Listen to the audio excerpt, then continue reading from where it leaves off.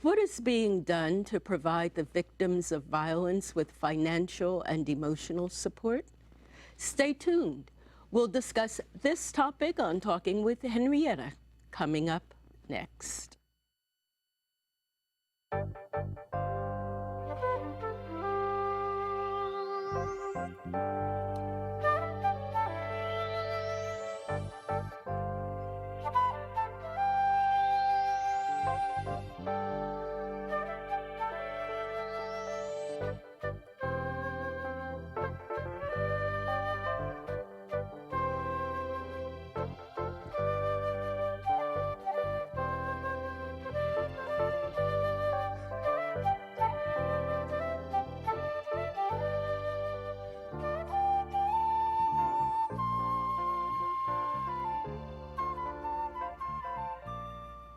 Hi, I'm Henrietta. Statistics taken by California's law enforcement agencies show that the overall crime rate in California is falling, with many crimes being committed at historically low rates. Still, there are millions of both violent crimes and property crimes committed in California every year. Although fewer murders and nonviolent crimes are being committed, we can still read each day about crimes and perpetrators who've been arrested. But what about crime victims? What happens to them? And is there assistance available for them after they've been victimized? My two guests on this show have some answers. Seated to my left is Margaret Petros. Ms. Petros is the executive director of the nonprofit Mothers Against Murder, or MAM. For the past 10 years, she has advocated for families who have had family members who were murdered, and she is now working at Mothers Against Murder to have the criminal justice system work for victims' families. Seated to my right is my second guest, Robin Yeamans, an esteemed attorney who reaches out to those who cannot afford legal help. She has tackled many child custody cases and family law disputes. She has been a California lawyer since 1970 and a family law specialist since 1980, the first year the specialty was created. She is recognized as one of the foremost experts in the field. In 1988, she was a candidate for the California State Assembly. Well, thank you so much for joining me. It's a real pleasure and an honor to have both of you here. Thank you for having us. Yes, Thank you, of course. Now, Margaret, let me start with you. Mothers Against Murder. How did that get started and why? It was started by Roger Smith and his wife, Judy.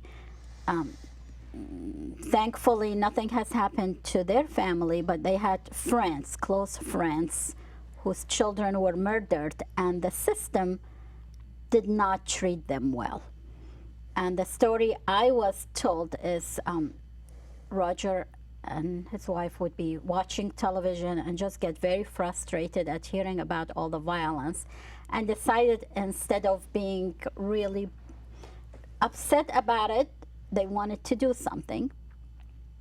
And one of the first cases they went to in court, the murder family's victim's family was in court while the judge, the attorneys were talking about their vacation and joking around. And then when the case was called, you know, case number, this and that, it just took 2 seconds and it was continued. And that's no different today. It happens all the times. And so they created this nonprofit, and for the first 5 years, it wasn't really going anywhere because it's a very difficult job, and they were not experienced.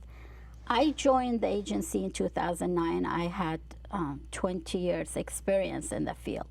And for the past 10 years, we have done a lot to improve the system, to really help families where we have stayed with them for 10 years now.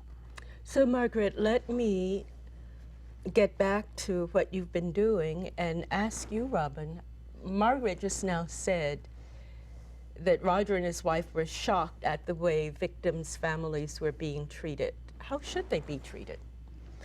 Well, number one, they should get their rights, and number two, they should be dealt with by caring people, which Margaret certainly is caring, but there is a certain entrenched bureaucratic attitude that can make it difficult to get by.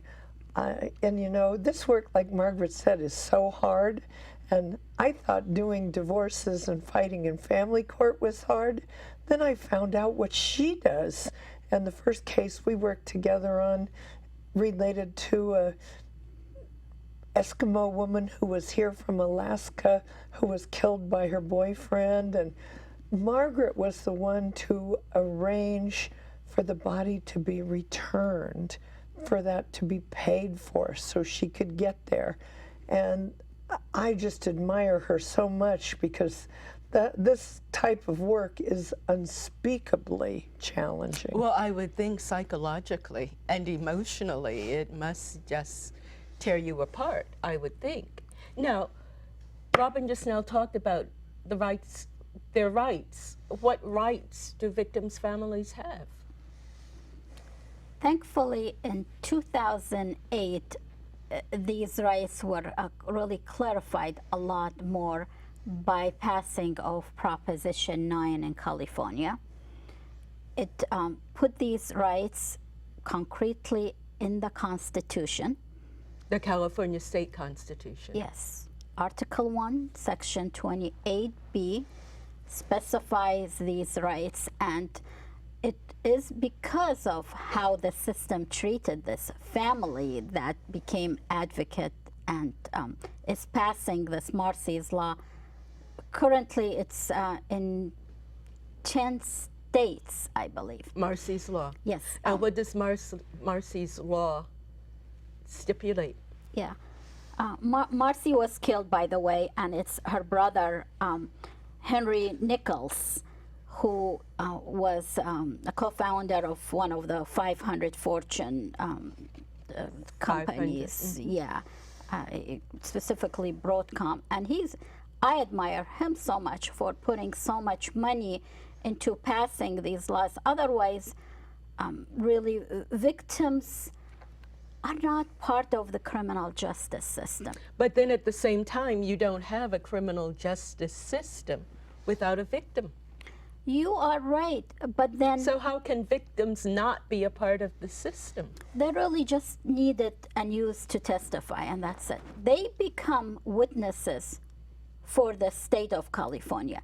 Years ago, all I heard is, well, the crime is against the state. We are representing the state. It's always the state versus whomever. Yes. People versus. So the victim is just a witness. And The family of, well, now it's really so clearly defined, and it's a very serious right. So do you remember anything about Marsy's case? I don't. All I know is she was killed, and the family was very frustrated. It took years to successfully prosecute the case. And her brother has just become so passionate about really wanting these rights for all families. So can you say something about Marsy's law? What does it provide? The really first thing, the right is victims' families must be treated with respect and with dignity. They You would have think to that would be happen anyway, don't you? Well, you would hope, but Are you saying I am such an idealist that you would think you would? yes, you just would not know until you're a victim how difficult it is. They are re-traumatized all the times, shoved around, not given any information. You know, the police's job is to investigate and arrest the criminal, not to be therapists or be of emotional support to the families. Of course, there are those who really are compassionate, and it makes a difference when you have someone like that deal with a family, because the sooner we treat them with respect, with dignity, inform them of what's going on, the sooner they'll start healing. Now, that's the first stipulation, that they should be treated with respect and dignity. Correct. They must be given reasonable protection. Their safety should be considered. Which means the criminal should not be allowed to go after them. That's right. Their information can be kept must be kept private upon request. The defense attorney cannot harass families of victims. They have a choice. So usually when, let's say, something happens to someone and it's in the news and news reporters go to the families, we know who some of the family members are. And you're saying that their information should be private, unless... unless if they choose otherwise. Okay. Yeah, the system can keep it private in the records. All the crime report cannot. They can be referred to, for example, as Jane Doe, rather than by name. But really, some of the most, I think one of the most important rights with Marsy's law is a victim is able to speak at every court hearing. That was never the case. The only chance the victim had until 2008 is to speak at the sentencing. That's it? That's it. Where so the family members have a chance to speak? Yeah. Ah. Even at the bail hearing, for instance? Even. They now have a right at every single hearing. They go, even if the hearing is 5 minutes, the victim's if it's non-murder, any victim of a violent crime can stand up in court and say something to the judge. Now, we were thankful years ago, even at the sentencing, the victim was able to speak. But just imagine, so if it takes 5 years to prosecute the case, from day 1 to 5 years, they are going and they're silent.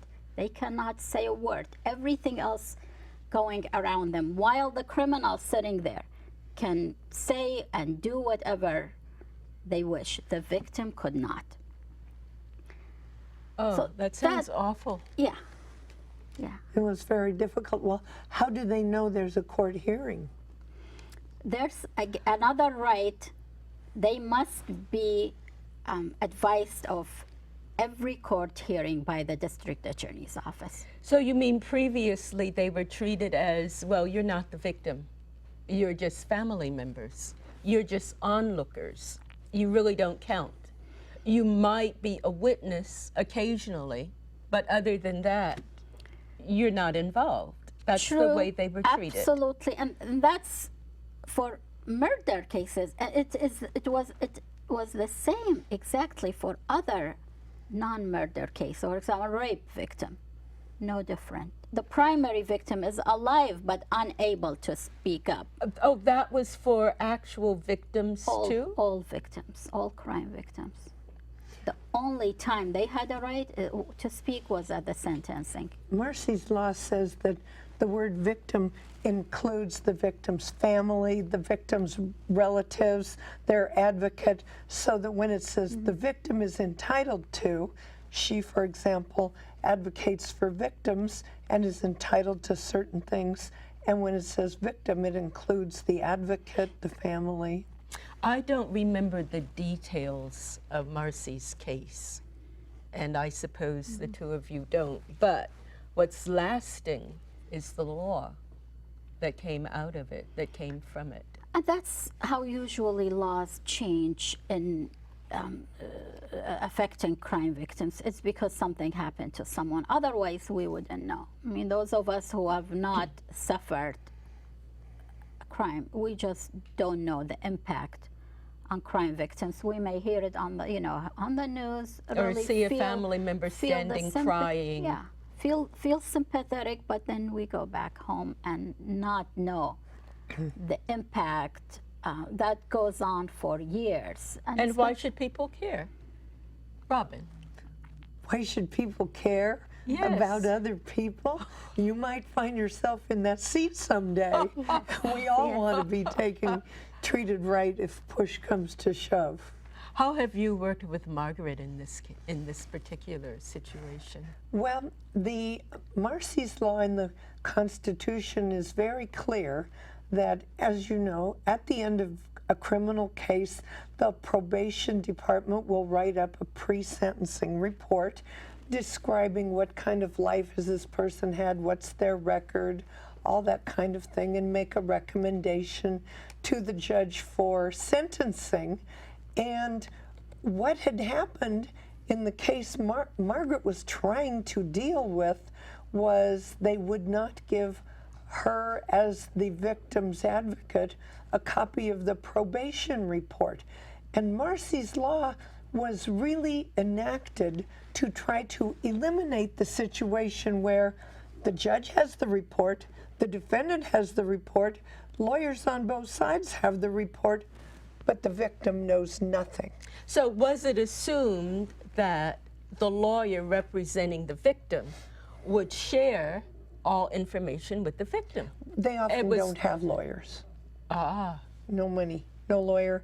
In general, the victim probably doesn't need a lawyer.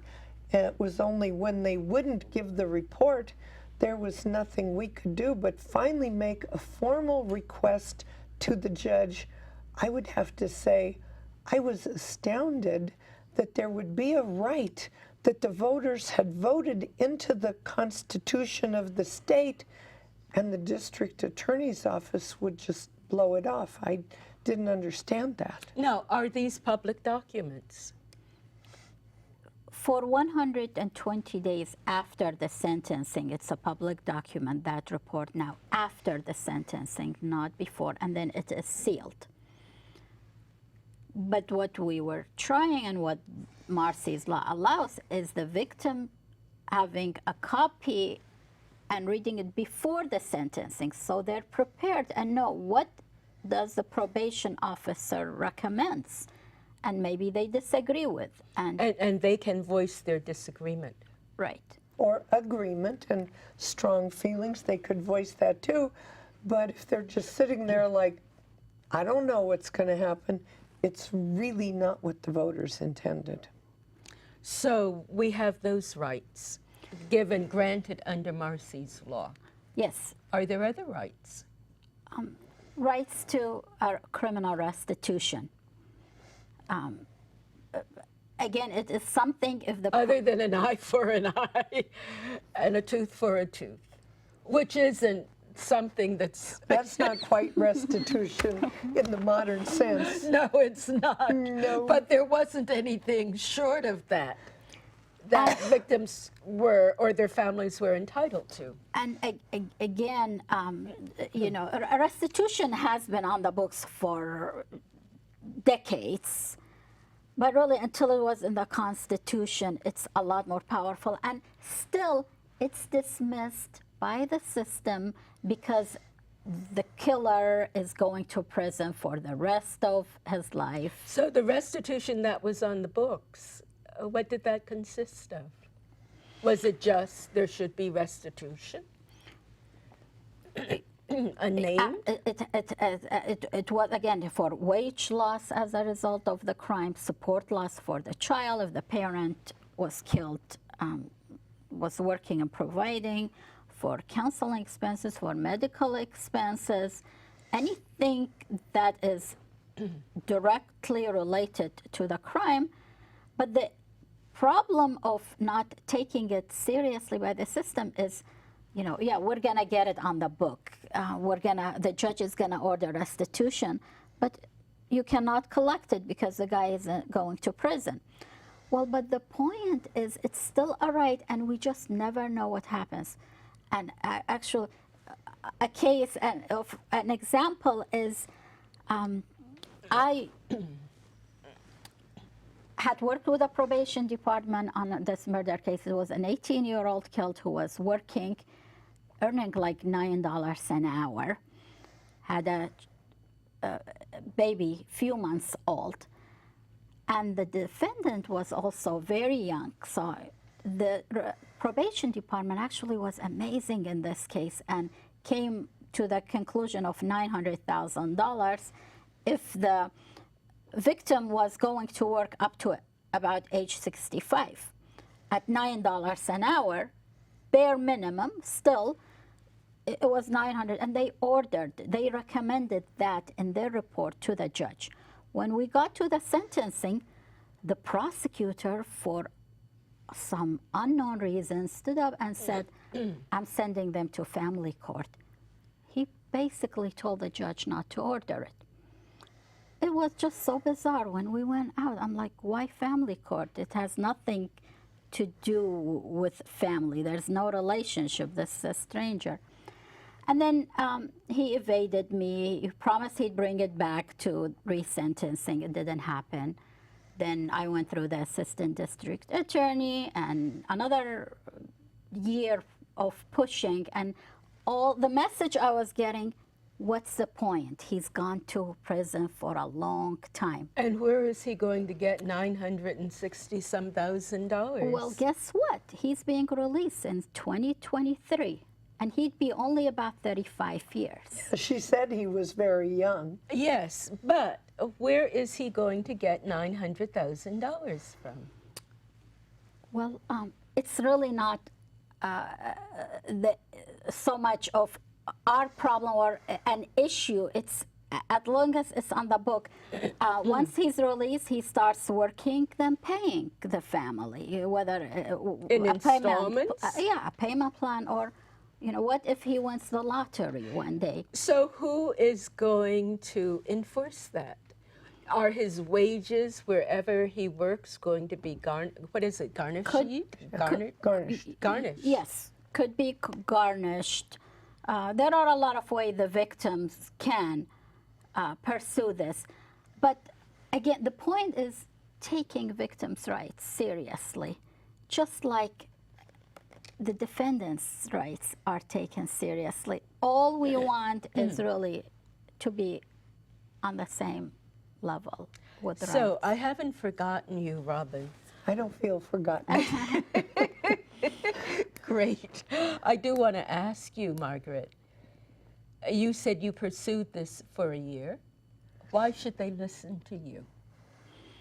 Now, with Marsy's law, they have to listen to me. Yeah, before that, I could be dismissed and there was not much I can do. But as the authorized representative of the victim, I am entitled to information by law and cannot be dismissed. I'm really working on behalf of the family. And I think if we really have more lawyers in the system who can stand up for these rights, such as Robin has, and when Robin got involved, very quickly she understood what this is and what should be done, and the merit to the case on that Eskimo victims case and pre-sentencing report.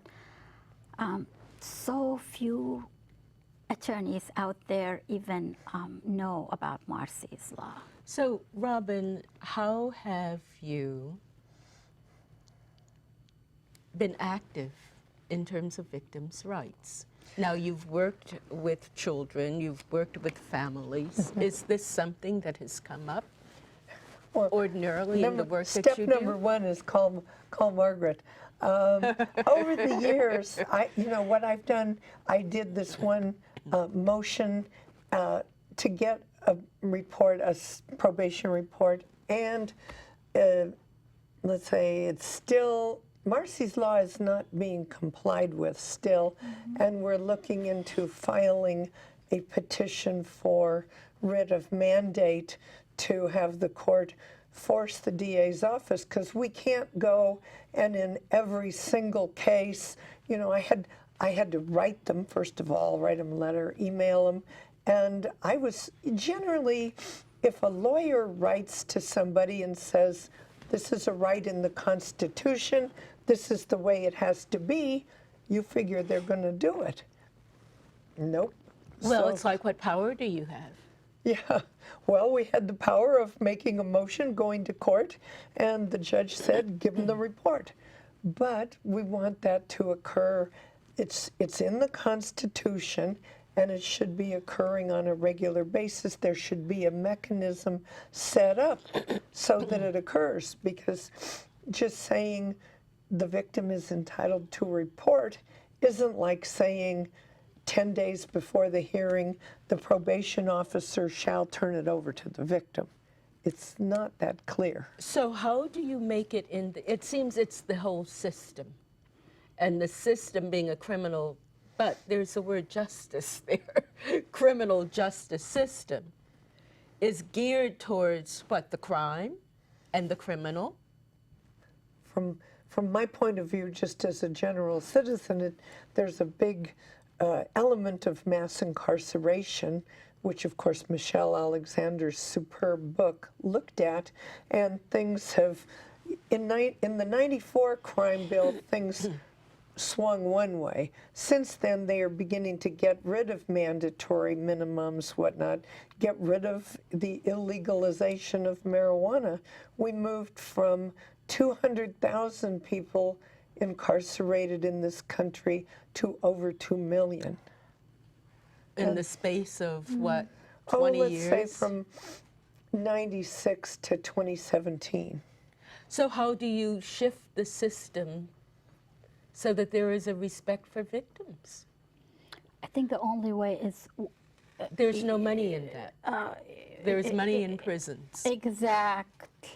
Is it? That's a good point. Yes, I agree. It's though really holding the system accountable. The only way is using the justice system, having an attorney that will sue the officers who are in violation, and I think we know that's how the system changes. You have to sue, what, the prosecutor's office? Any office defense that's attorney? obligated, any office that's obligated to protect victims' rights, and they are not. It starts every single law enforcement office, the police department, the district attorney, probation department, have obligations to Marsy's law. And the first thing they need to do is have cards that is given to all victims with these rights on them. So No, immediately, how can that be enforced? I mean, how do you go to the probation system or to the police departments and say, you need to have cards? Well, they're going to have to. It's almost like be won Miranda over rights. to It's it. almost like Miranda rights, Yeah. right? Yeah, you've got these rights. Those are your rights. How do So- you have rights if you don't know you have rights? That's right. And given the amount of victims, millions of victims each year in the state of California, right? are all of them supposed to be given cards Yes. to say, here are your rights? If the crime is reported, yes, of course. So it's almost like Miranda rights, and how did that become something that became public It knowledge? can become institutionalized. Yes, yeah, where every true. criminal or everybody charged with a crime would say, well, I know my rights. We need them on Law and Order on the TV. Yes. Here's your Marsy's rights. Yes. And then everybody'd begin getting it. Exactly. We really have to find a way to say business as usual must come to a halt, and everyone needs to take these laws seriously and apply it. So I'm thinking, going back to the Miranda rights, when that was overlooked, what, departments, police departments were sued, or judicial told you. system was Miranda sued? versus Arizona, that is definitely a lawsuit that went to the U.S. Supreme Court, and they said this is what the police have to do. They can't. And I was thinking, because I do watch I confess to watching Law and Order reruns, and they just start questioning people. They don't say, these are your rights, you have a right to remain silent. They just start questioning them, even after they've totally focused on him as a suspect. And I'm sitting here as a lawyer watching it going, ooh, not true. No, you don't do that. You can't. The first case really on criminal defendants' rights that really shook things up was Danny Escobedo. his case, he was indigent and needed a lawyer. And then you have Miranda versus Arizona. And unfortunately, at least I feel it's unfortunate, there has been a move towards, but the Miranda decision says if you don't give them their rights, the enforcement mechanism is we're throwing the evidence out.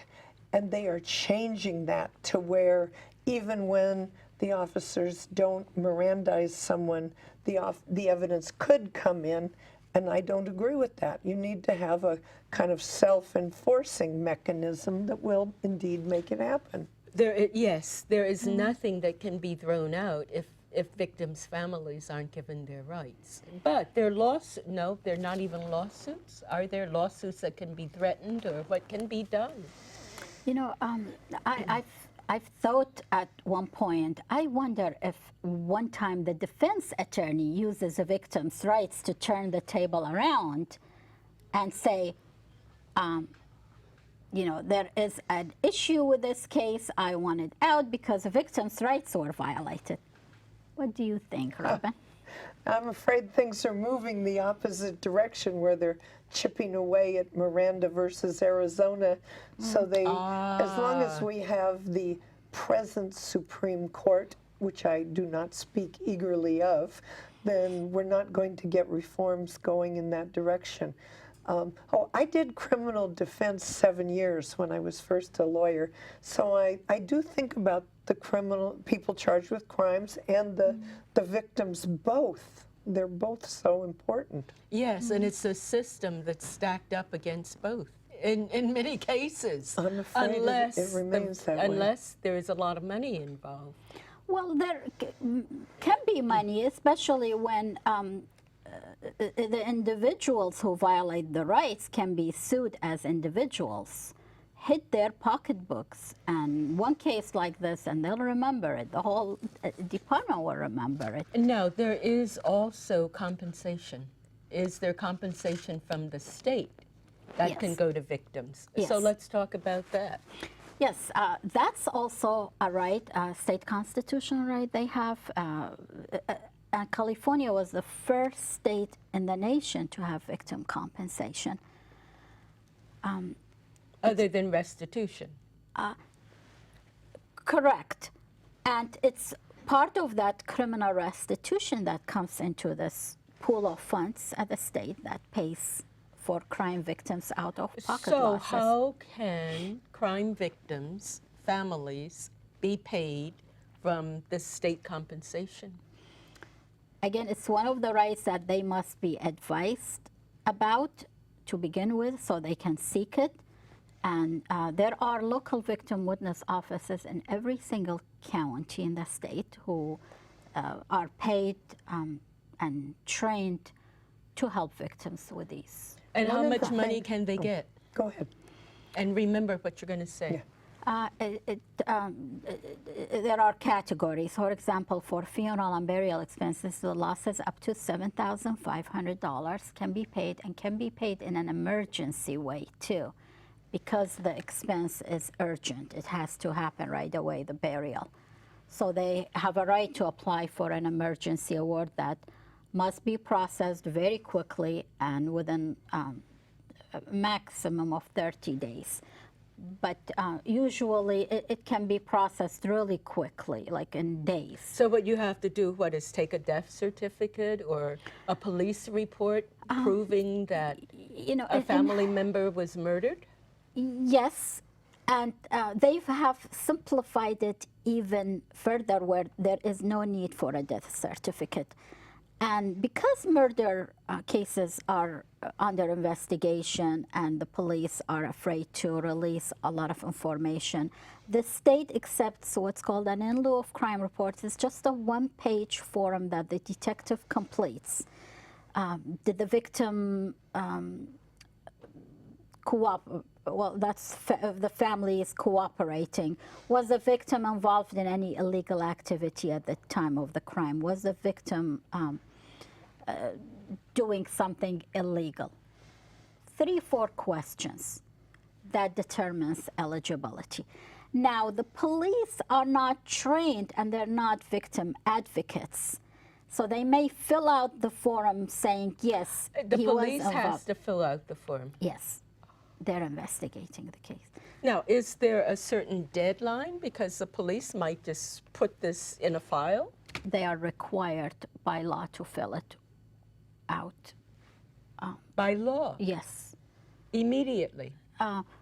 For every murder victim. Within 10 days, they must fill it out. But when you have a system that is working together, it's for the good of all. And I've had cases where I've called the detective and said, there is an urgency to this, and got that in lieu fax to me within 10 minutes. You were going to say, Robin. Oh, I was saying, one of the things that Margaret showed me that I didn't know about was making a claim for funds for counseling. And so it's very common in our divorce cases that you have a domestic violence situation. One of the children has been beaten, terrorized, whatever, and you can apply for counseling help for the children. And I would, as a family lawyer, I wasn't taught that. I was taught that by Margaret. Oh. And it's up to $10,000 by law for every direct victim of crime. They're eligible for counseling. Over what period of time? And is this given to the victim or is this given to the counselor? To the counselor, Oh, not so to there's victim. strings attached. It's not None a of string. it is given to the victim. It's None of it is Well, given not to the the counseling money. not the counseling. Wage loss. It's out of pocket loss. The victim is not benefiting from this. They're not Well, getting I'm just money. thinking, what about transportation? I mean, you have to get yourself to the counselor. At some point it was paid, but they cut that benefit out. It keeps, see, these benefits keep change depending also on how much money is there or legislation changes. So there are benefits there, and as an advocate, we just want to claim it. If it's not eligible, then it can be done. And But this is claiming the it is important. state compensation board. State compensation board. Now, before we go on, we have some photos from a recent case that you've been working on. So tell us about the case, and we'll show a flyer. Okay. So if you want to tell us about the Yes. case. This was a double murder in East Palo Alto on October 14, 2018. It was a Halloween year ago. party. A year ago. Halloween party where the suspect shot 4 people. 2 died and 2 were injured. They were in the hospital. There were about a couple of dozen people there at the time it happened. There were more than 100 earlier during the evening. And what's bizarre is the suspect's identification, it's still not public. He's not been arrested. But is the suspect known? Yes, known to everyone who was at the party. Known, you know, the community's been talking about who he is, witnesses. But the police department have not confirmed who the suspect is. But the police do have a name. Yes. Ah, okay. They just don't have the evidence. They Or don't have victims? the information we have. They do not have enough witnesses that are cooperating to build a case where the district attorney is able to prosecute successfully. And we have a flyer. So let's talk about who these victims are. Because we read in the news, okay, 4 people were shot at a Halloween party, 2 of them were killed. And we There- go on to the next story. Yes. So tell us about these 2 victims and what it has meant for the family. They're real people. They could be everyone's children. They were good kids. They were working. I met with Lalo's mother, the one on the left, immediately after the incident. It's very painful. They were how old? Lalo was about 26 and Mario, I believe, 25. The situation always with murder victims, so you're in shock, your son is killed, and then you have to come up with thousands of dollars to bury them. So, adding insult to injury, how many people have thousands of dollars sitting around? What's a common burial? I'm sorry, what was your question? What's the cost? Oh, cost, the most recent case from 2 days ago was $24,000. To bury someone? Funeral and burial. Yes, it costs this much now. It's shocking, but a traditional funeral and burial is now about $20,000 to $25,000. In a regular, I'm sorry. I was going to say a Plain old regular cash? pine Yeah. box. The land is so expensive, you would not believe how high the costs Cremation. are. Many families, for faith reasons, don't want cremation. And again, treat the victims with respect and dignity. Why should they cremate when their faith doesn't allow them So to? how the idea of victims' rights? I know we saw the flyer said 10,000 and previously it had been 5,000. But it went up to $10,000 for any witness providing information that would lead to the arrest of the suspects. Yeah, as a community agency and the Chairman Roger Smith being a community leader, he is very frustrated that someone can shoot 4 people and just disappears. There's no trace. And you recently held a march. Yes. A march for justice, and we have some photos from the march. And if you could say something about the march. Well, a year had passed, and the mother is very And frustrated, especially Lalo's mother, both mothers. It happened that the other mother is out of state, so they're both like questioning, where is the suspect, what's happening? So they wanted a march, and I helped them organize a march, invite community leaders, elected officials. And that was just last weekend in East Palo Alto. Yes, and Okay. it was very successful. There were about over 1,000 people at the church for the memorial service, and about 350 walked with us, including the mayor from East Palo Alto, council member.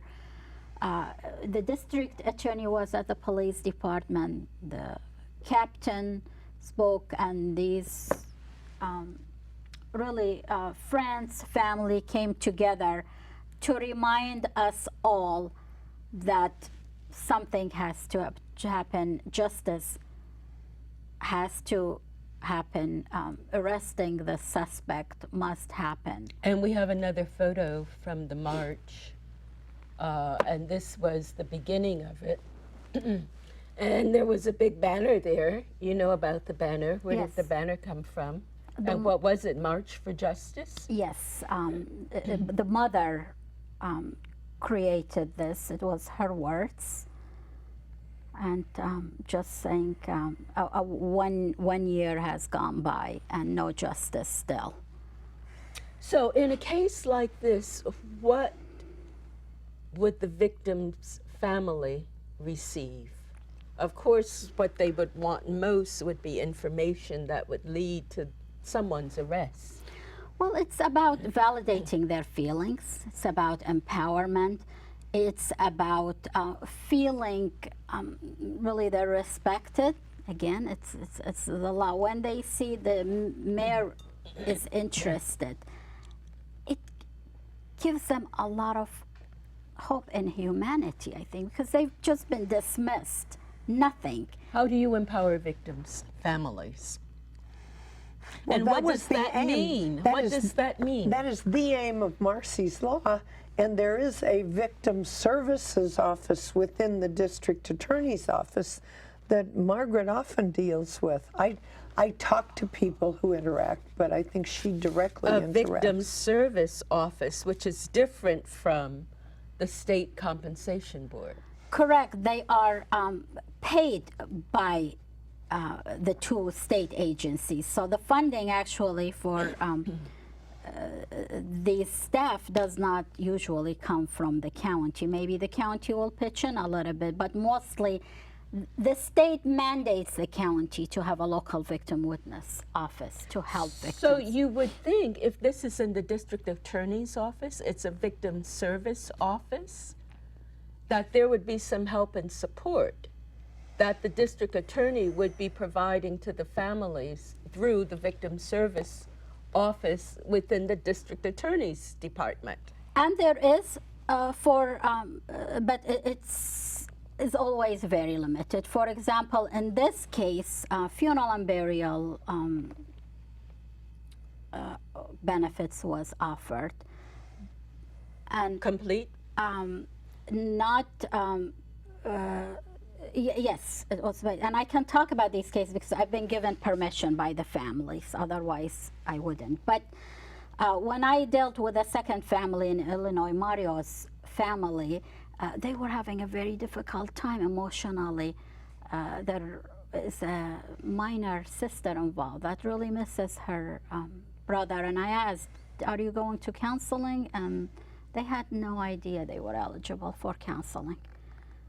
It So- has to be a most devastating experience to have a family member just killed, just like that. No reason. I mean, as if there any reason would be helpful. And all of a sudden, not only do you deal with their loss, but there's what, $20-some thousand in funeral expenses and just. Yes, and it's only the maximum impact. is $7,500. It really doesn't do much. And on top of that, the cases that are denied, that is the most heartbreaking ones. How are they denied and why are they denied? She's the For expert something on that that. seems very clear cut. Well, I can. This was not denied. This was not denied, but I can share with you recently. There is a big article about it yesterday. The incident happened on October 6th in Alum Rock area of San Jose, the 29th homicide of the San Jose Police Department. 18-year-old went to buy bread for his mother from Mexico Bakery. As he walked out, this is information from the family to me, there was a fight, and then the next thing he knew, from 3 people, a dozen people came out of the van and stabbed him. People ran for their life. The victim, Jose, ran for his life, but then collapsed at the gas station. The mother heard about it, immediately rushed to the hospital. She waited at the emergency room for several hours. No one would confirm what was happening with him. The police told her he was in surgery, and then they heard on the news that the stabbing victim had died. They heard it on the news Yes. while the mother was at the hospital waiting Yes, and was told her son was in surgery. and to add to that, the brother was detained, was not allowed by police to go inside the emergency room. Why was he detained? Was he there Question. when the fight No. occurred? No, he did go to the scene to check because they heard. They live within half a mile away. So he went and he was questioned. So instead of being comforted, followed the law of treating family with respect and dignity, they heard nothing. The following day, the coroner's office called, and the mom really wanted to go see her son. She was told no. This was confirmed by the minister as well. She wanted to go and pray on the body, and it did not happen. It could not happen. And then, But just to go and identify her son. right, no. She was told no. Why? He was already identified by the police, so it was not necessary for her to identify him. But this is Exactly. Oh my. Exactly what I Your mean, baby. adding What- trauma to the trauma. I mean, that's Exactly. an insult. What is it? Injury? Insult to injury? Absolutely, and it's Now, a can violation you of the law. sue? Can you sue? Well, it's not really practicable unless we can get a But motion you've got to of stop people. this type of behavior. Well, that's up to a whole lot of people to try to get together and make a stop. And I think one of the difficult things is you don't know you're going to be in the group. You don't know it's your child who's going to have it happen to them. Well, you don't have to be. You don't have to ever have that be in your future to stand up Well, for rights. I'll add more. You know, it's just humane. See, the thing Now, is, now, why was her claim denied? no specific reason is being given by the district attorney's office victim services unit, and I've gone as Are they high saying as, he started the fight? Or They're he was saying in the fight? involvement. What does involvement means? Explain that, because again, the regulation of the program can allow cases even if the victim was involved, and very specifically, it is written in the law. You evaluate as a victim advocate is did the circumstances escalated to a much higher level where the victim did not expect that, then you allow it.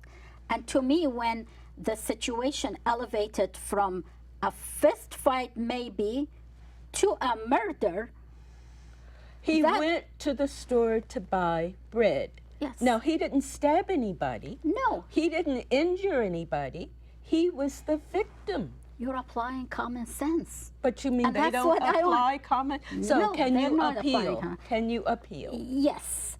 And we will appeal, but appeal again takes a long time. This mother, I met with them on the 19th on a Sunday night, and the tears because she could not come up with enough funds To bury her to child. bury it. So what Imagine. happens when she can't? Well, Do they keep the body?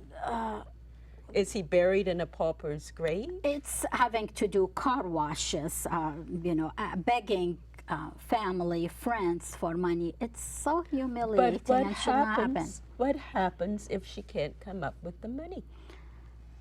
Then Do they then keep the body and charge her storage fees? I mean, Oh, what a you know- horrible thought. Yeah, but the way things are going, you don't put it past people. this is a real case happening right now, and we are not being given a specific reason. It's horrible. So, Margaret, in the few minutes that we have, Robin, what can people do? For those of us, thankfully, who are not involved in a situation like this, we can still take action and be in the group where we can go someplace to demand rights for victims' families. Well, and the group, in terms of an organized structure, is her group, Mothers Against Murder. If people want more information, Margaret, how do they contact you? We have a website. My email is on the website, my phone number, and What is it? www.mothersagainstmurders.org? Mothers Against Murder, singular. Mothersagainstmurder.org. And the phone number is 650-248-9529. Repeat it, 650-248-9529. 9529. So what can people do? Do they call up the district attorney's office and say, we want Yes. information given to victims' That- families? That helps. The reporter who picked up the story asked good questions. We're hoping they release the information so we can really evaluate it and be able to help this family. And that's really where we're using Marsy's law again. Is this family, if you're required to treat them with respect and dignity, then give them this information. And it's really up to the district attorney's office to make this a priority. Are victims a priority? So can these families go to the victim service office in the district attorney's office Yes, it is an for office. service? And what kind of service? It is an office that is designated by the county to help.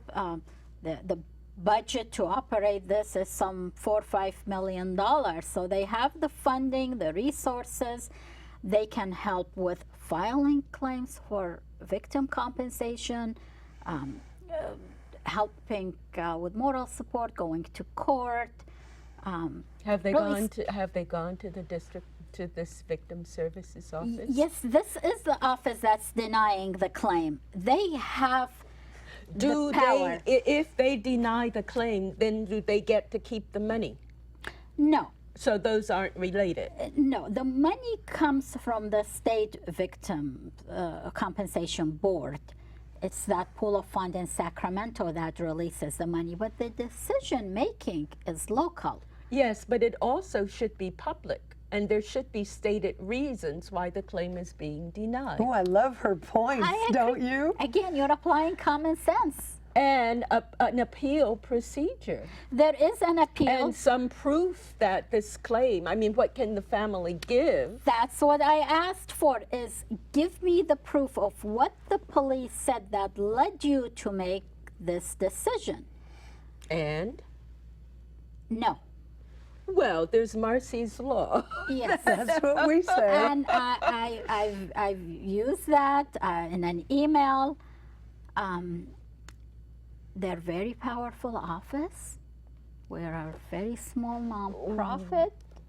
Again, Well, people need to make their voices heard Yes. in speaking up for victims. Absolutely. And in the few seconds that we have, and it's only seconds, Robin, what would you like to add? Oh, there is so much. I would like to see the district attorney focus on victims. We have this problem arises in family court all the time with spousal and child battery.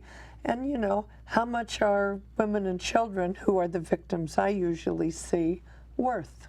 Yes, so I guess that's what everything boils down to. How much is a human life worth? And how much is the life of a victim's family? How much are their lives worth? So thank you so much for sharing the information.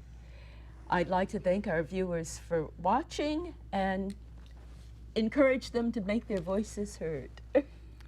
thank you for caring. Thank you. Thank you for having us. caring. Yes. Yeah. This is a very important subject.